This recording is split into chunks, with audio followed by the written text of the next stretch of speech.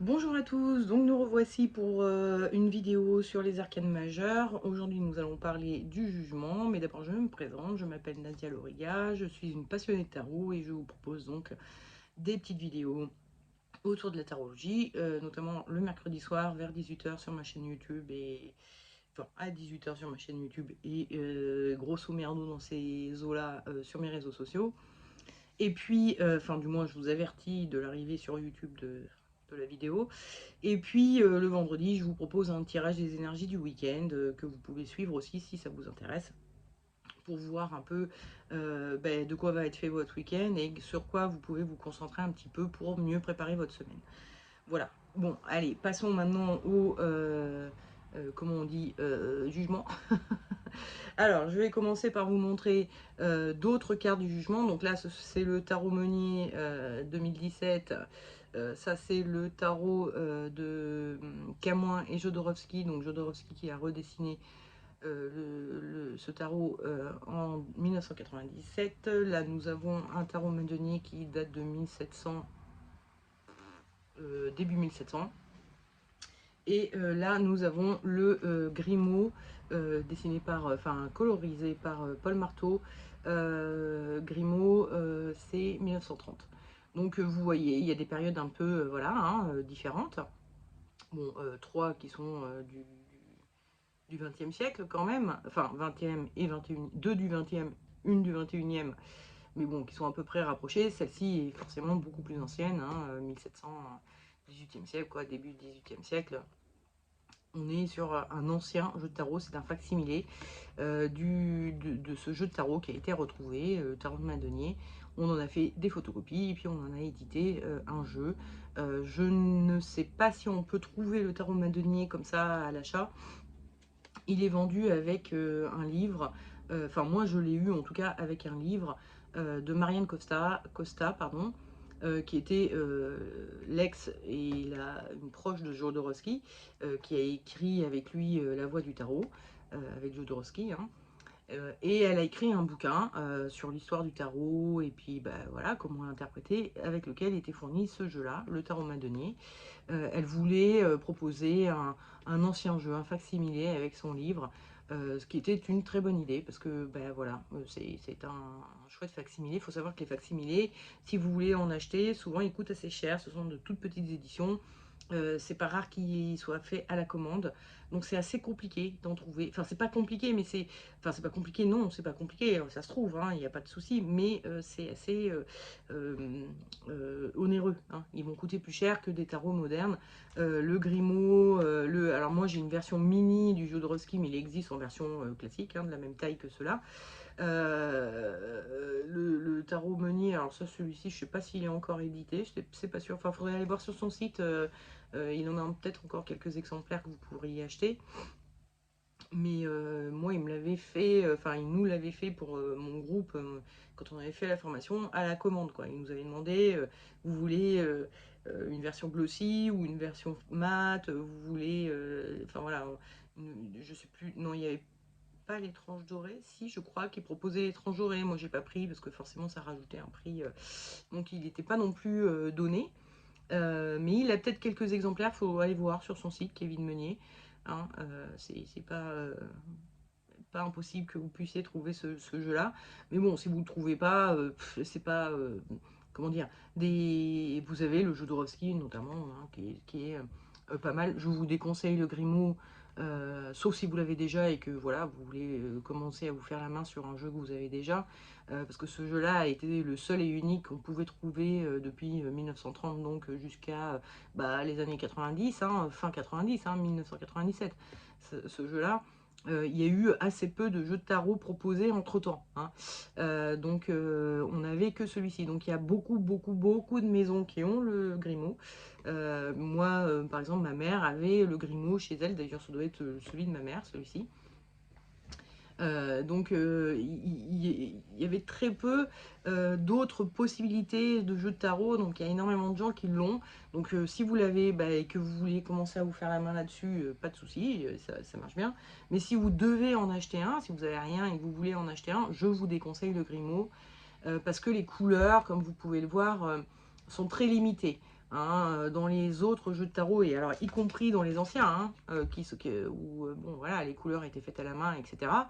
On a du bleu clair, on a du orange, on a du vert, que là, il y a jaune, rouge, bleu et couleur chair, et c'est tout. Et puis le noir pour faire les tracés, quoi, mais c'est tout. Et le blanc, évidemment, qui est en fait l'absence de couleur, c'est là où il n'y a pas de couleur, donc la couleur du papier, en fait. Et c'est tout, on a rien d'autre. Alors qu'il y a un peu plus de richesse de couleurs sur les autres jeux de tarot, et ce qui les rend, bon, quand même un tout petit peu plus sympathiques que le Grimaud, quoi, hein, qui est quand même super moche, faut bien le dire. Donc je vous déconseille d'acheter un Grimaud, mais s'il vous plaît, si vous avez acheté des bouquins qui parlent du Grimaud, parce que dans certains bouquins, les auteurs vont être très attentifs aux couleurs, et donc vont vous parler de la couleur machin, la couleur bidule, et que vous n'allez pas les retrouver dans un jeu moderne, quoi. Enfin voilà, hein, vous avez le droit d'acheter un Grimaud si vous le désirez vraiment. Mais bon, si vous avez l'occasion, je sais que le Jodo se trouve assez facilement. Vous pouvez le commander sur internet, sur Amazon. Je pense qu'il se trouve assez facilement. Moi, j'avais commandé la version mini parce que je voulais un mini-jeu à mettre dans la poche, en gros. Donc, je l'ai un peu tout le temps sur moi, celui-ci. Donc, voilà, hein, j'ai trouvé ça très facilement. Celui-ci, il est peut-être un peu plus compliqué à trouver. Celui-ci aussi. Bon, c'est peut-être... après, ne vous arrêtez pas au jeu que je vous propose. A priori, si vous achetez un tarot de Marseille, et alors attention, hein, parce que moi j'ai acheté, par exemple, le Rider-Waite, je l'ai acheté, c'était écrit sur la boîte tarot de Marseille, hein. Alors, faites gaffe quand même. Je vais vous raconter un peu l'histoire après, on va y passer au Rider-Waite. C'était donc, voici le jugement du Rider-Waite Smith. Attendez, je vais prendre que la carte parce que j'ai pris tout le paquet. Waite, Arthur Waite, qui a fait toute une recherche autour de la tarologie, a voulu faire un jeu de tarot qui serait moins catho. On est sur des notions, bah là, du jugement dernier, hein, donc il y avait, comme ça date du Moyen-Âge, le tarot, forcément, beaucoup, il y a un pape, une papesse que Waite, pardon, a transformé en grande prêtresse et hiérophante. Il y avait pas mal de notions comme ça, voilà, où il voulait un peu gommer l'aspect catholique, chrétien, même si il a laissé quelques éléments, parce que ça fait partie, mais il a voulu rajouter d'autres sortes de religions, d'autres des choses un peu plus, voilà, comme avec la grande prêtresse et le hiérophante, pour faire quelque chose un peu moins le pape, la papesse, des trucs très très catho. Il a voulu gommer ça un peu. Et donc, ce jeu était vendu dans une boîte, je crois que c'est les éditions Très Daniel, si je ne dis pas de conneries, mais je peux me tromper, qui s'appelait Le Tarot de Marseille, dans lequel il y avait donc un Rider-Waite et pas du tout un Tarot de Marseille. Ça, c'est sûr et certain, ce n'est pas un Tarot de Marseille.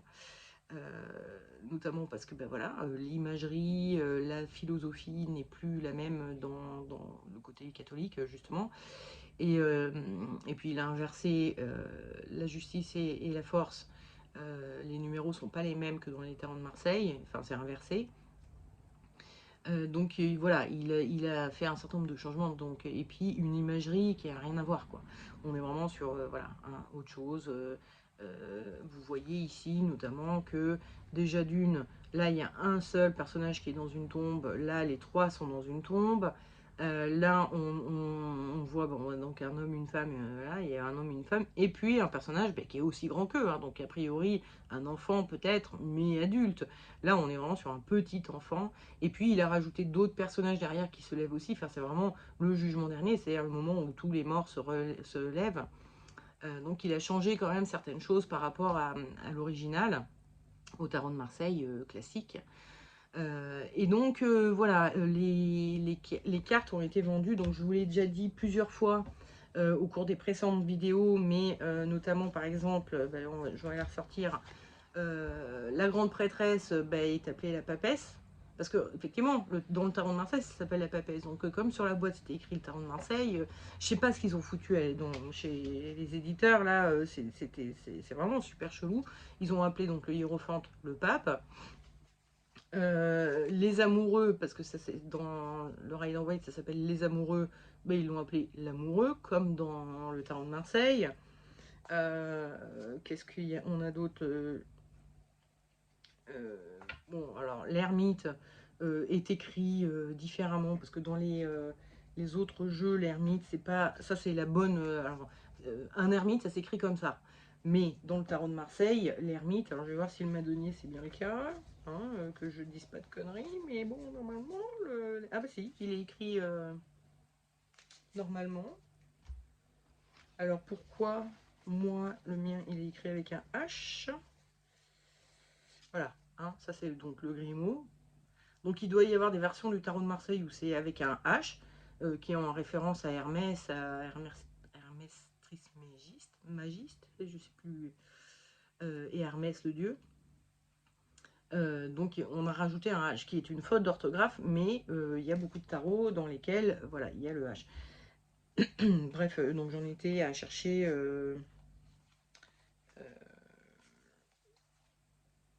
oui, c'est bon, le pendule, la main.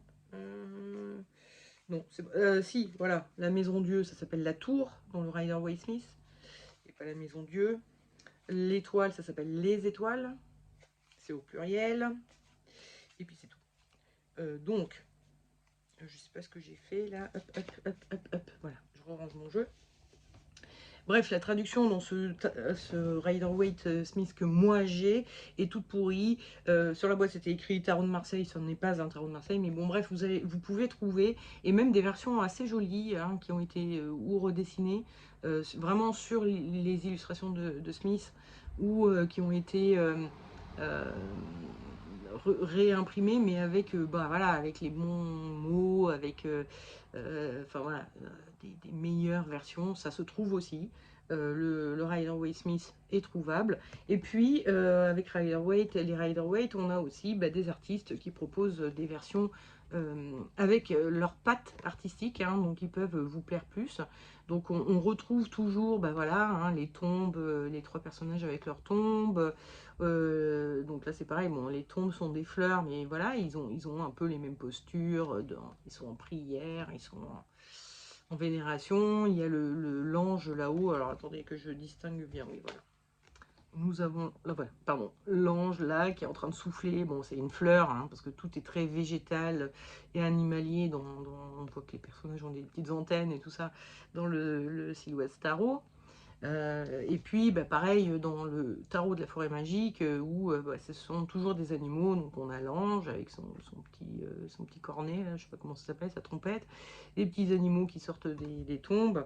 Donc, ça, c'est tout l'intérêt du Rider-Waite Smith, c'est d'avoir des versions où les illustrations vont vous plaire. Et puis, je vais vous montrer le dernier que j'ai, que je monte d'abord. Au début, ah, d'habitude, je le monte d'abord avant le Rider-Waite Smith. Mais bon là il s'est trouvé que je le montre après, mais où on voit alors donc ça c'est le Oswald Viers, hein, le tarot des imagiers du Moyen-Âge. Donc Viers avait fait tout un travail pareil autour d'anciens jeux de tarot qu'il a voulu redessiner, remettre au goût du jour un petit peu. Je pense que c'est début du siècle dernier. Je sais pas si j'ai les dates là sur j'ai le bouquin qui est sous le non, la première édition ce livre-là date de 1984, mais je ne sais pas de quand date la première édition de ce livre. Je ne sais pas. D'ailleurs, c'est assez rigolo parce qu'on avait. Donc, ça, c'est le livre, hein, le tarot des imagiers du Moyen-Âge. Donc. Et puis, il y a là-dedans, là, il y avait une pochette dans laquelle étaient fourrés bah, les arcanes majeures de ce tarot. Alors, ce tarot, ça s'achète aussi seul. Hein, enfin, voilà. Et ils ont fait des versions des mineurs. Qui vont ressembler aux mineurs des tarots de Marseille, hein, pas du tout les mineurs des tarots de type Rider-Waite qui sont illustrés. Hein. On est sur les versions des mineurs du tarot de Marseille où on voit vraiment bah, 3 bâtons, quand c'est le 3 de bâton et basta. Il n'y a pas de surprise. Mais du coup, c'est achetable comme ça, hein, vous pouvez le trouver. Je vais essayer de voir si je trouve dans ce livre des dates. Non, il n'a pas signé, enfin il n'a pas daté son truc là. Non.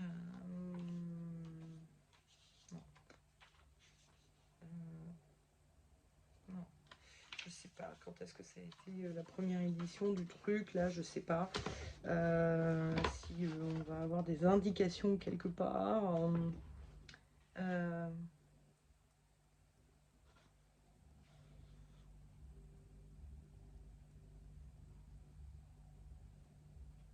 Non, c'est pas précisé dans les petites infos en fin de machin, là. Non. Écoutez, je ne sais pas.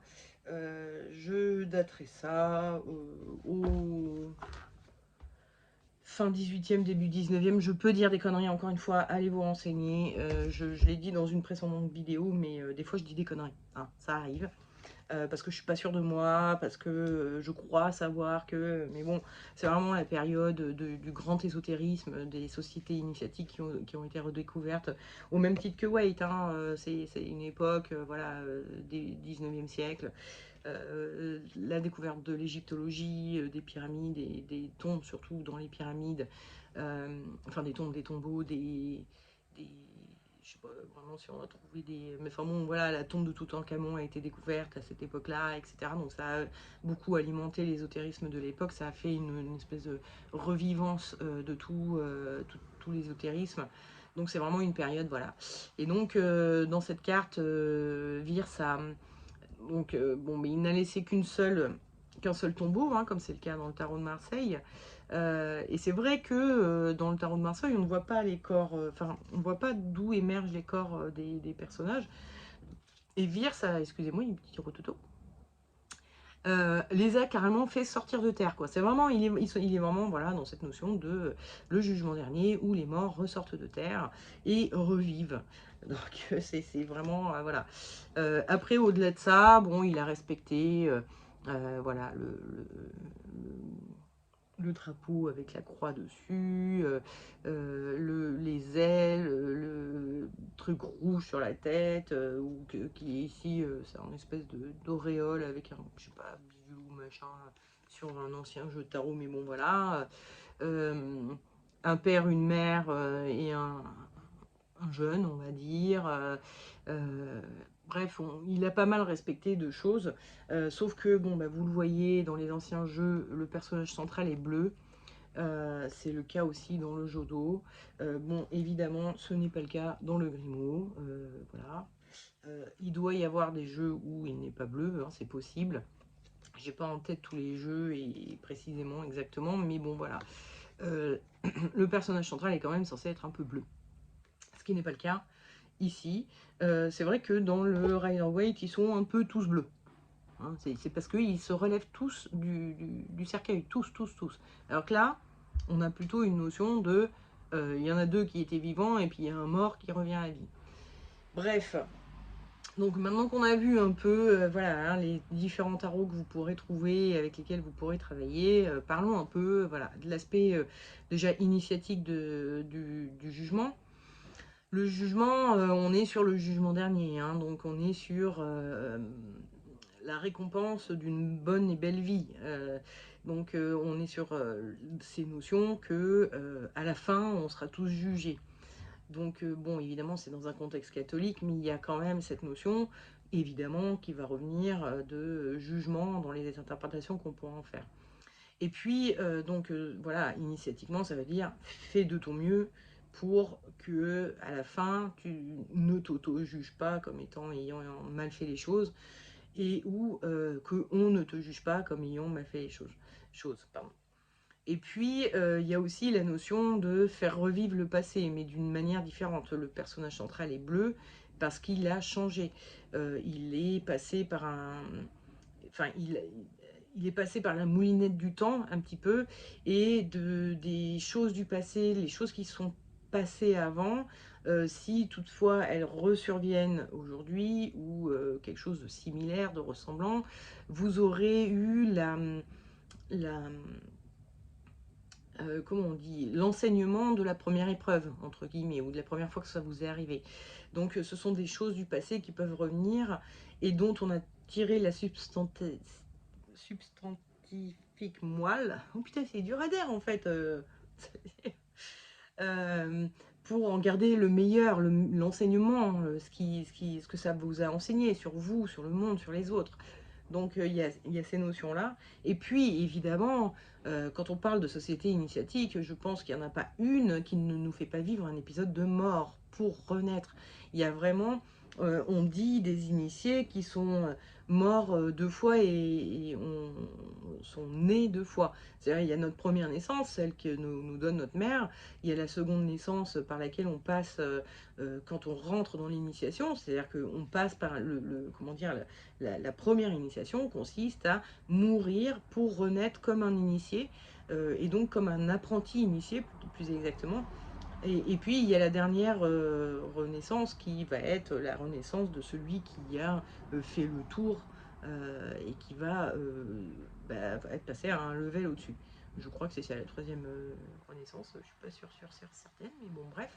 Toujours est-il que dans toutes les sociétés initiatiques, on passe par, soit on va nous enfermer dans un tombeau pendant quelques heures, soit on va nous demander d'écrire un testament ou une lettre d'adieu, soit, enfin voilà, on va devoir passer par un truc où on va s'imaginer que l'on est mort. Donc on va passer par une espèce de mort symbolique.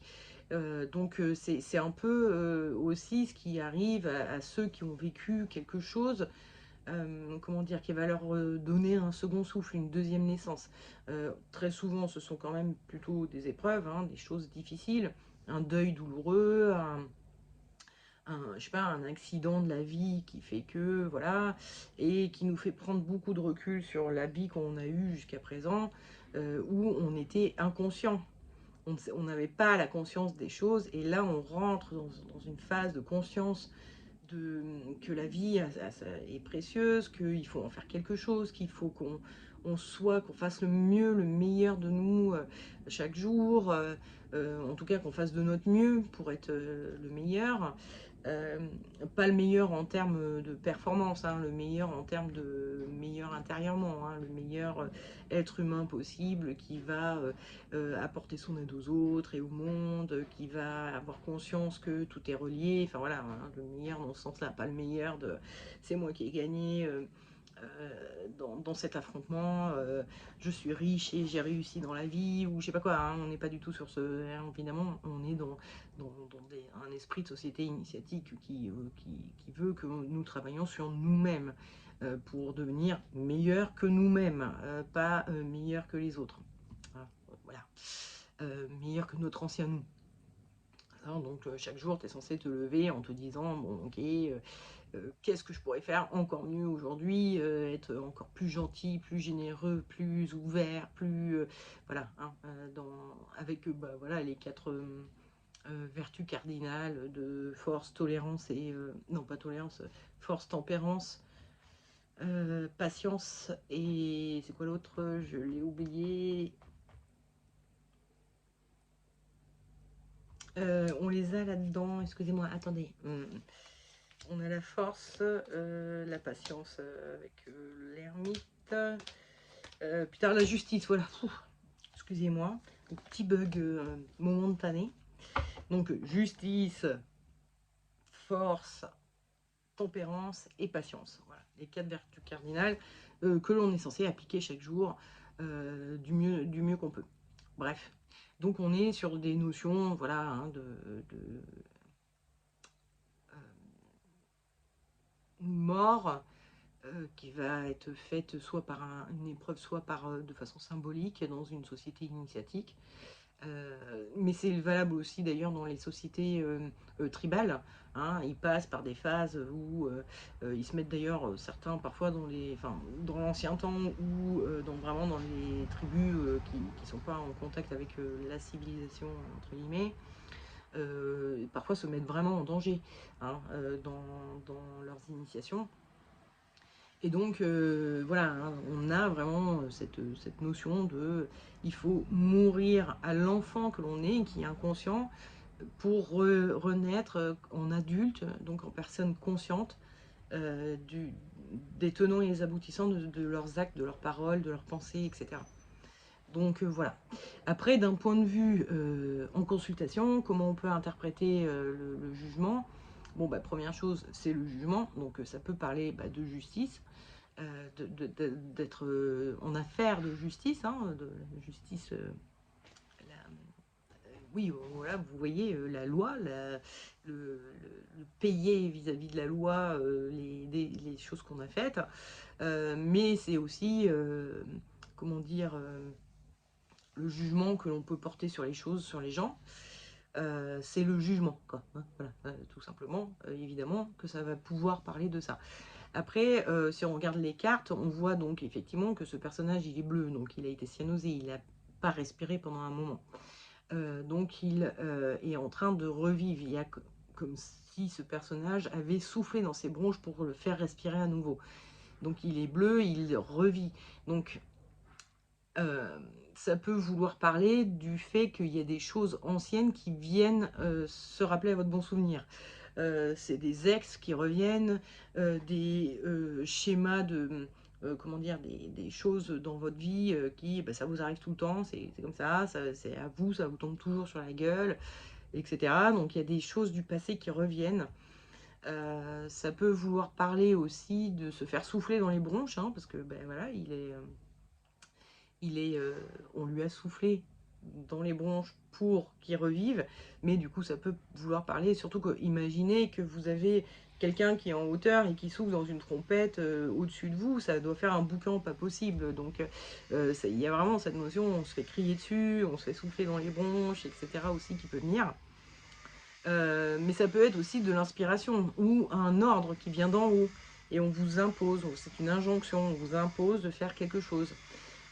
Ou alors une inspiration, on vous souffle quelque chose en vous disant peut-être tu ferais comme ça, ce serait mieux. Et hop, vous allez trouver votre solution à votre problématique.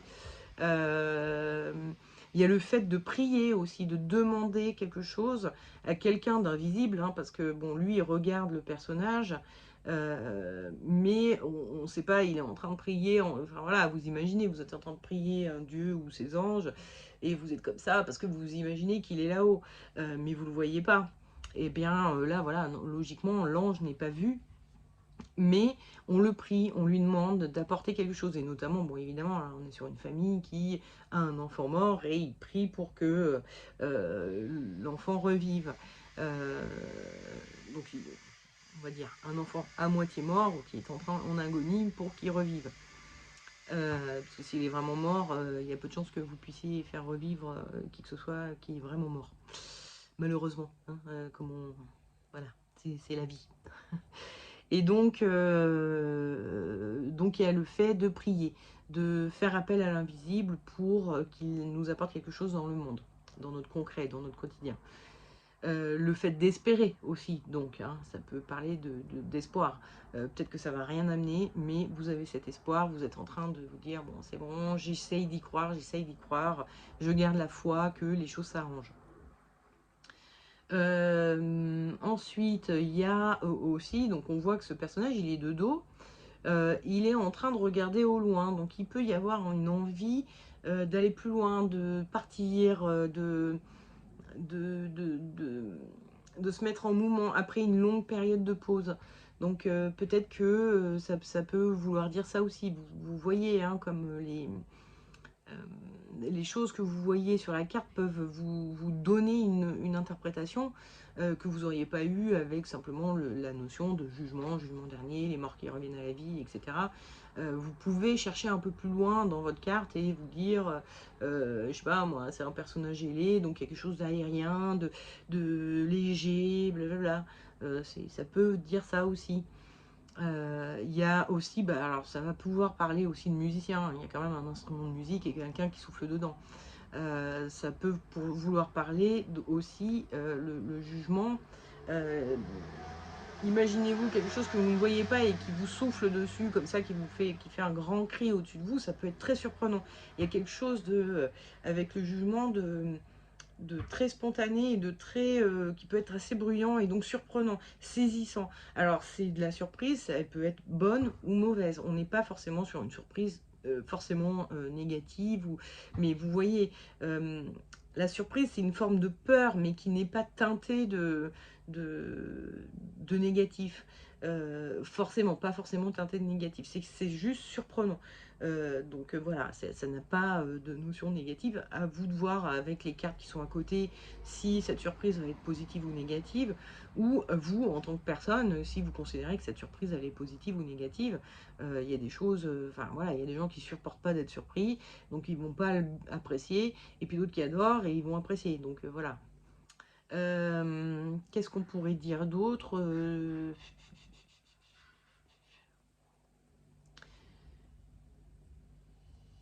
Ben, je sais pas quoi dire d'autre là tout d'un coup.